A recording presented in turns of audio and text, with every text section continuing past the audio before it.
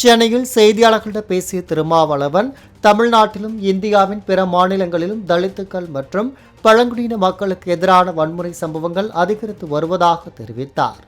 விடுதலை சிறுத்தைகள் கட்சியின் ஆந்திர மாநில பொதுச் செயலாளர் சிவபிரசாத் மீது சந்திரபாபு நாயுடு அரசு பொய் வழக்குகளை போட்டிருப்பதாக குற்றம் சாட்டிய திருமாவளவன், பிஜேபியின் கைப்பாவையாக சந்திரபாபு நாயுடு அரசு மாறிவிட்டது என்றார்.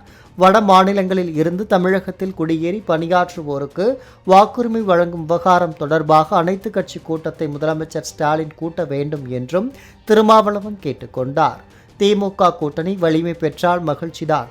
யார் யாரை கூட்டணியில் இணைக்க வேண்டும் என்பதை கூட்டணியின் தலைவர் முடிவு செய்வார் என்று கூறினார்.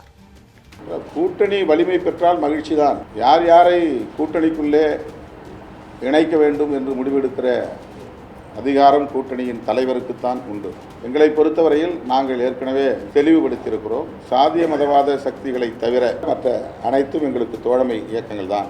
அவர்களோடு எங்களால் இணைந்து பயணிக்க முடியும். ஆகவே ஓபிஎஸ் அல்லது தேமுதிக போன்ற தலைவர்கள் கட்சிகள் திமுக கூட்டணிக்கு வறுமையானால் அது எங்களுக்கு எந்த நெருக்கடியும் இல்லை, எந்த சிக்கலும் இல்லை.